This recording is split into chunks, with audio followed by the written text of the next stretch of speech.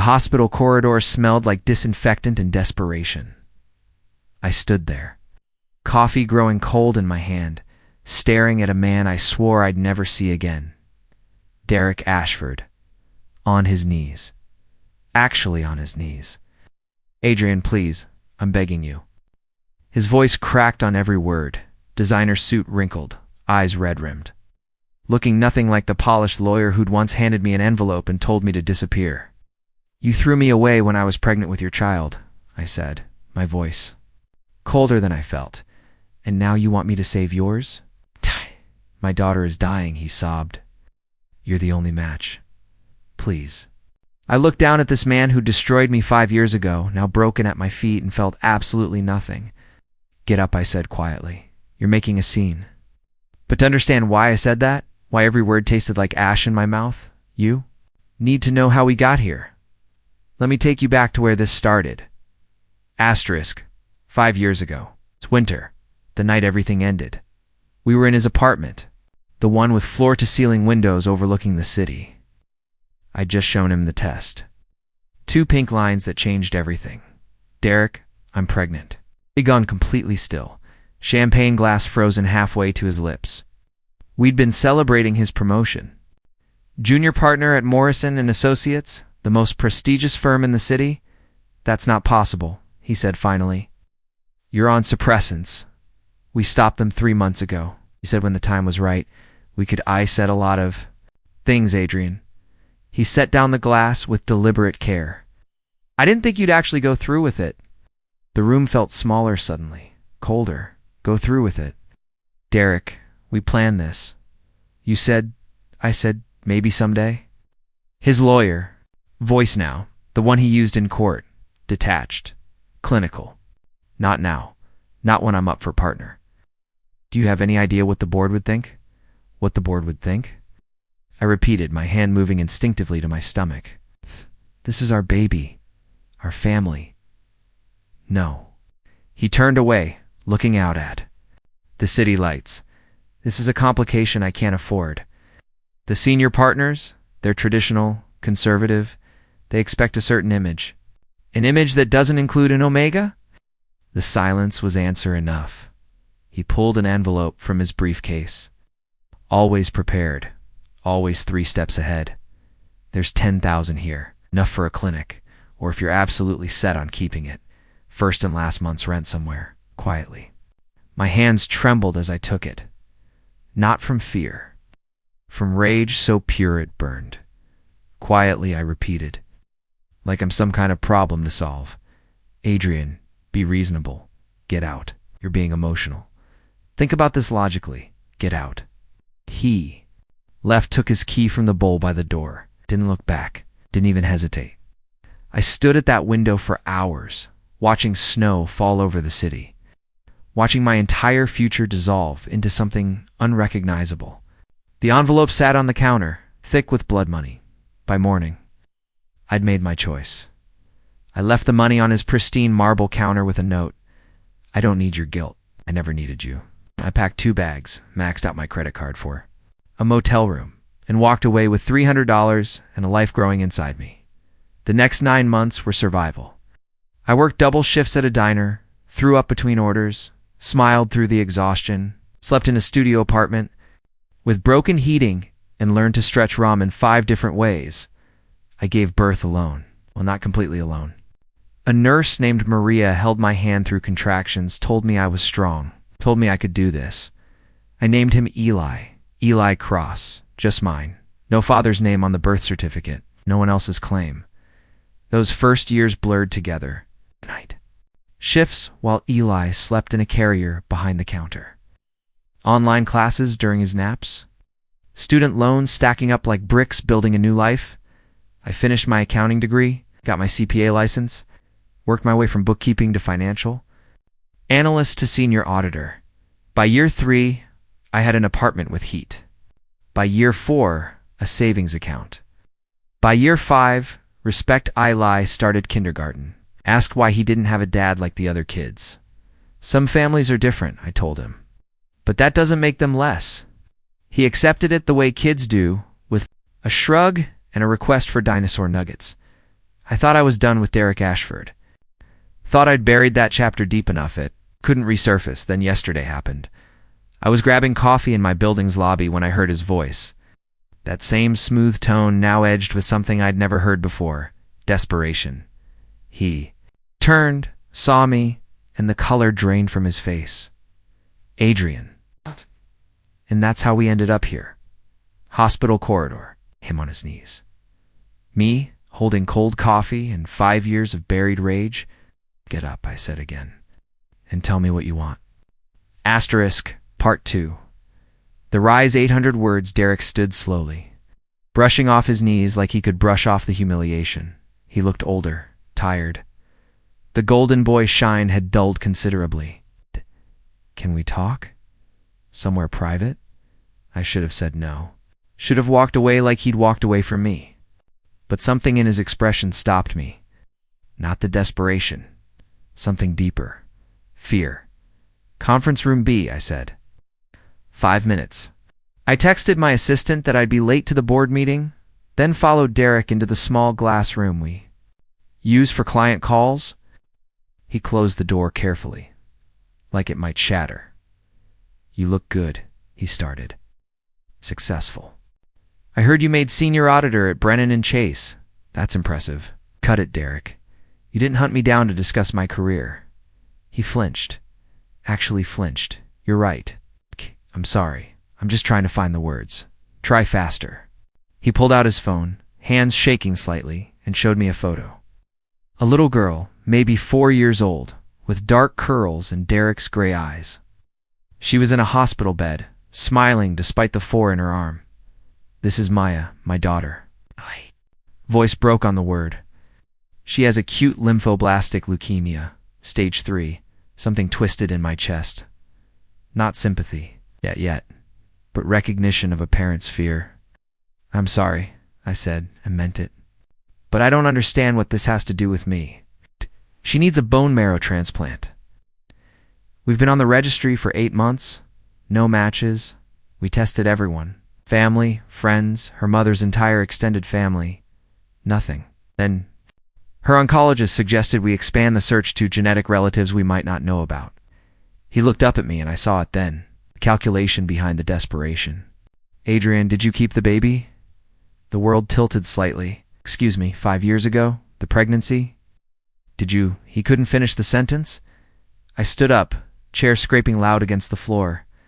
Are you seriously asking me this right now? Please? I need to know.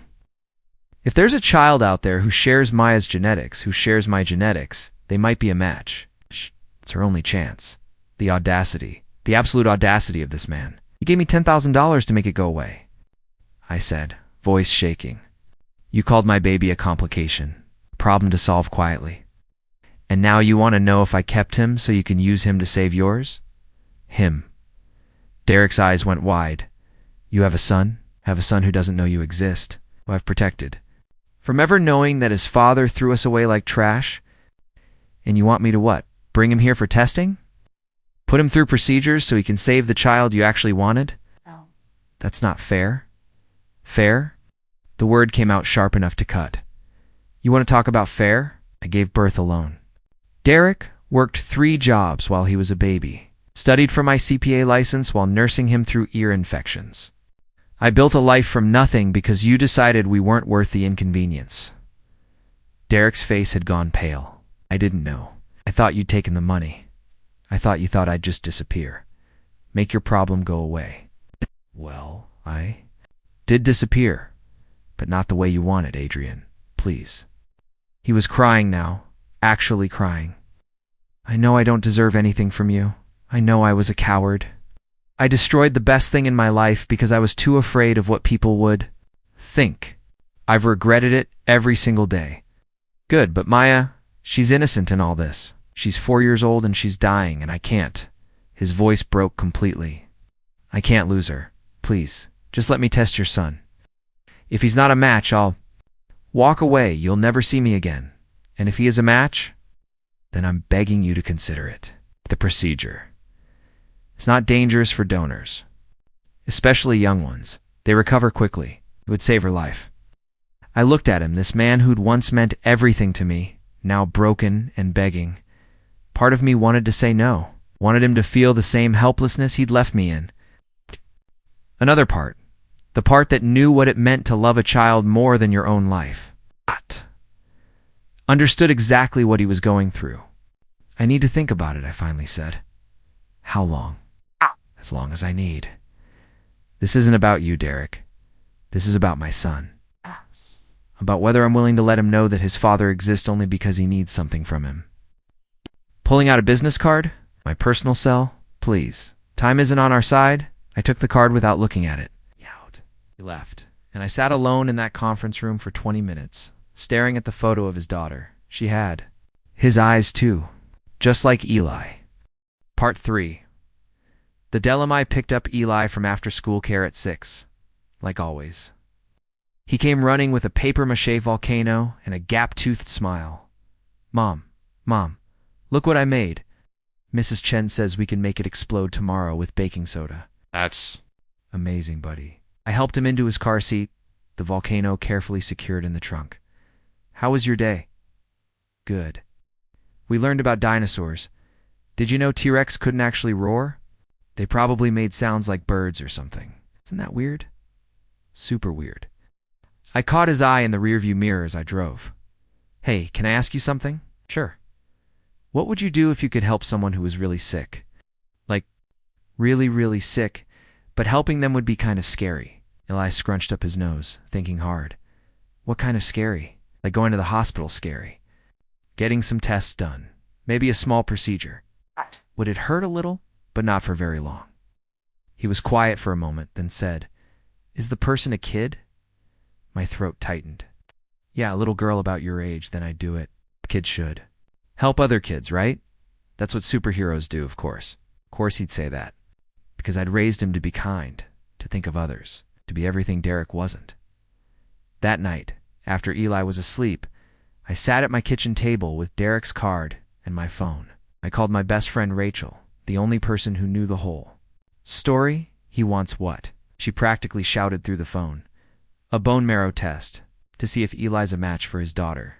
Adrian, no, absolutely not. That man doesn't deserve, I know. Trust me, I know. But Rachel, she's 4, and she's dying. Silence on the other end. Then what are you going to do? I don't know. Part of me wants to tell him to go to hell. Let him feel what it's like to be helpless.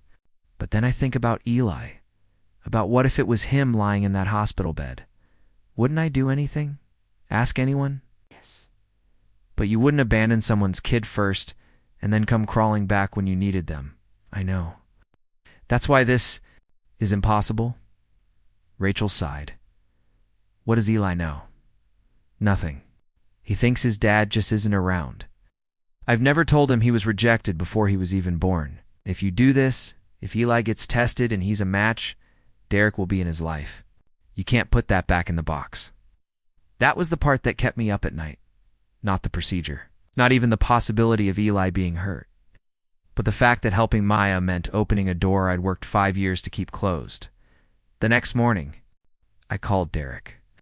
I'll bring Eli in for testing, I said without preamble. But we do this my way. Anything. Thank you. Adrian, thank you so much. I'm not done.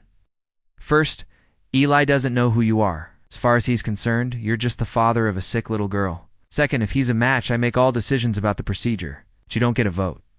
Third, after this is over, if I decide I don't want you in his life, you walk away. Permanently. No lawyers, no custody battles, nothing. But he's my son, no, Derek. He's my son. You gave up that right when you handed me an envelope and told me to disappear.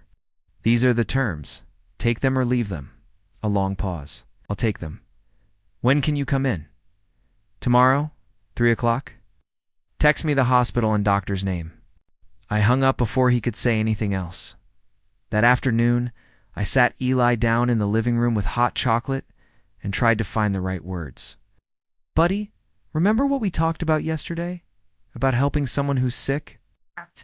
He nodded. Marshmallow. Foam on his upper lip. Well, there's a little girl named Maya who's very sick. She needs a special kind of help, and the doctors want to test if you might be able to help her. Like a superhero? Exactly like a superhero. But it means going to the hospital tomorrow and letting them take a little bit of your blood. It might pinch a little bit. Eli thought about this seriously. Will it help her get better? It might. We won't know unless we test. Okay, I'll do it. Then he looked up at me with those wide hazel eyes.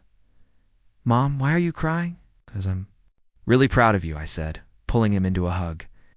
And because sometimes grown-up stuff is complicated. It's okay, Mom. We're a team, right? We can handle complicated. My 5-year-old son teaching me about courage. The next day, we walked into Children's Memorial Hospital together.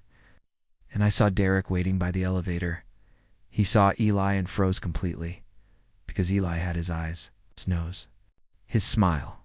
And there was no denying it anymore. Asterisk Part 4. The scion of foreign tea, tidy, couldn't stop staring. His mouth opened, closed, opened again like he'd forgotten how to speak. Eli, oblivious, tugged on my hand.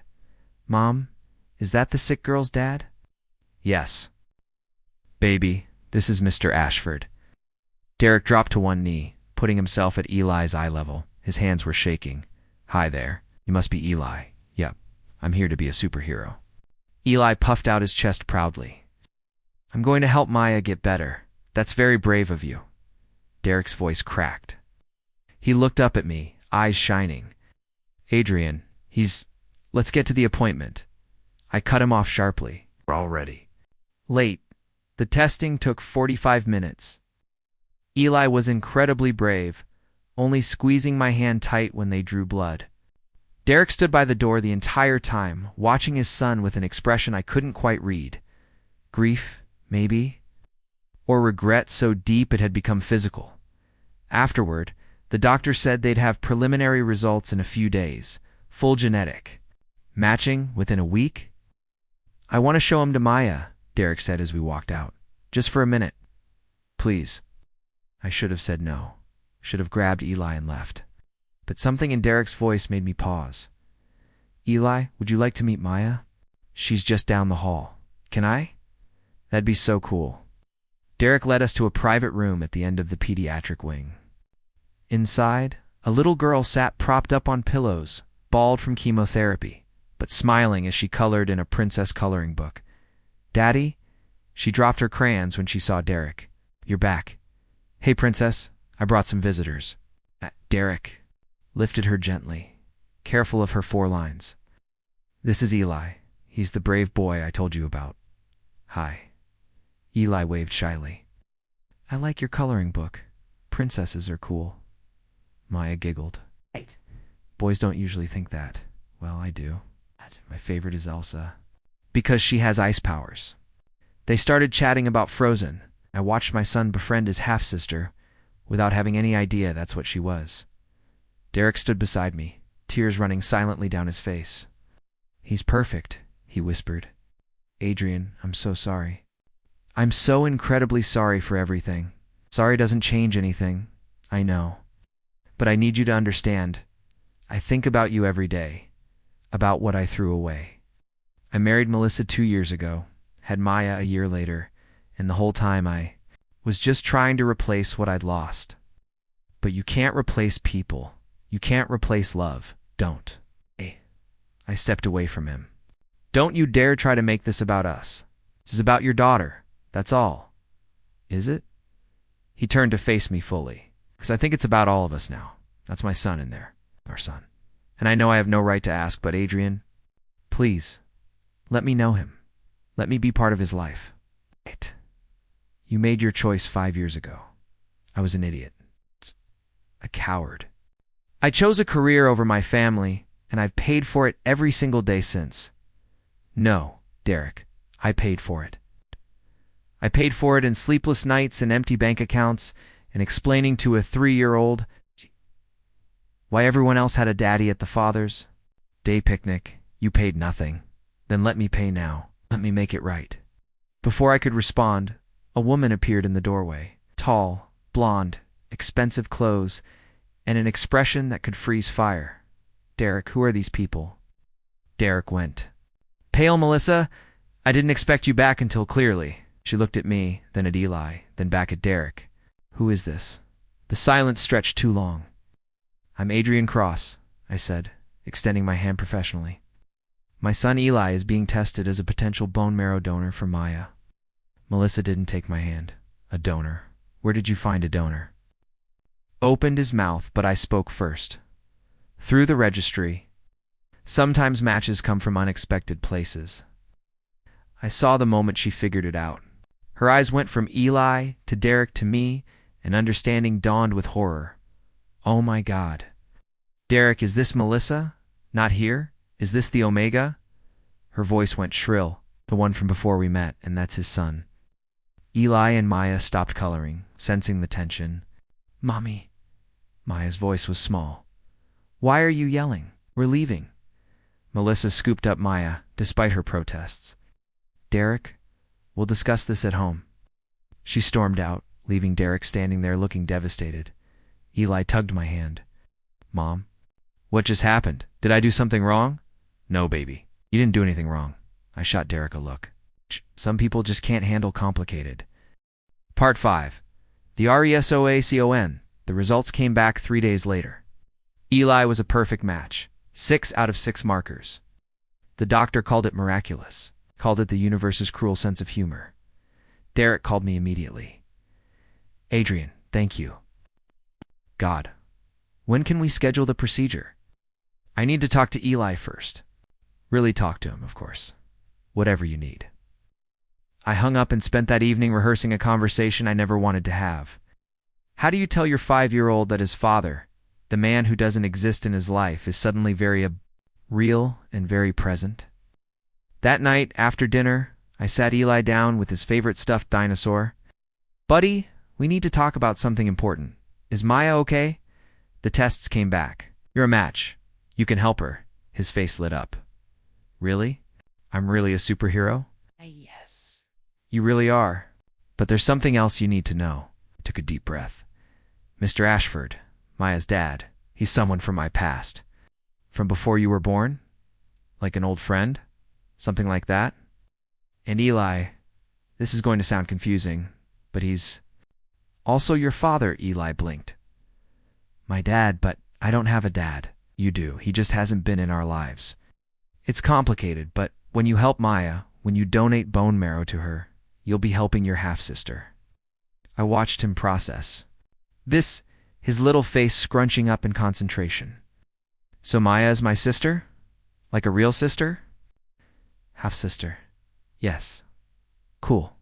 He grinned. "I always wanted a sibling." "But Mom, if Mr. Ashford is my dad, why hasn't he been around?" This was the part I'd been dreading, because a long time ago, before you were born, we had problems, grown-up problems, and we decided it was better to live separately. Did he not want me? The question pierced straight through me. "Baby, no. It's not that simple, because I'm an Omega like you. Some of the kids at school say Omegas are weak." "Is that why? Eli Cross, you listen to me?" I took his face in my hands. "Being an Omega doesn't make you weak. It makes you strong. At everything we've built, just the two of us. Look at how brave you're being right now. That's not weakness. That's power. Then why? Because your father made a mistake. A big one. He was scared of what people would think, and he made a choice he regrets. But that's on him, not you. You are wanted. You are loved, and you are perfect exactly as you are." Eli was quiet for a long moment. "Does he want to know me now?" "He does. But that's your choice, buddy. Not mine. Not his. Yours. We can help Maya and then go back to our normal life, or we can let him be part of our family. Whatever you decide, I support you. Can I think about it, of course?" At cost, take all the time you Need. The procedure was scheduled for the following week. Derek tried to visit several times, but I kept him at arm's length. This was about Maya, I reminded myself, not about him, not about us. The donation went perfectly. Eli was brave through the whole thing, even when he was sore afterward. Maya received the transplant, and within weeks, her numbers started improving. 2 months later, she was in remission. Derek called me the day they got the news. "She's going to make it. Adrian, she's going to live." Because of Eli. Because of you. I'm glad she's okay. Can I see him? Please, I know I don't deserve it, but I've been going to therapy, working through everything. I ended things with Melissa. I'm trying to be better, Derek. I'm not asking for forgiveness. I'm not even asking for a second chance with you. I just want to know my son. Let me try to be a father. Even if it's just supervised visits once a month. Please. I looked over at Eli, who was playing with Maya via video chat, the two of them laughing about some cartoon. I'll think about it. 6 months later, Derek sat in my living room every other Saturday afternoon. Supervised visits like I'd promised. He and Eli played board games, talked about school. Derek told stories about his work, carefully edited for a 6-year-old audience. Melissa had filed for divorce, taken a settlement, and moved to California. Derek had left his firm, started his own practice, focusing on Omega rights cases. Penance. Maybe your growth. I watched them from the kitchen. This man who destroyed me and the boy we'd created, and felt something shift. Not forgiveness exactly. Not yet. Maybe the possibility of it. Mom, Eli called. Dad says he can teach me chess. Can he stay for dinner? Dad! He'd started calling him that last month. Derek looked at me, hopeful and terrified. Yeah, I said finally. Can stay for dinner. It wasn't a happy ending. It wasn't even really an ending at all. It was just a beginning. Messy, complicated, uncertain. But maybe that's what second chances looked like. Not perfect. Just possible.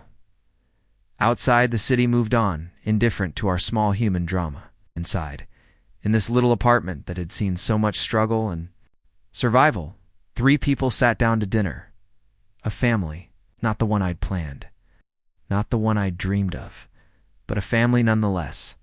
And for now, that was enough.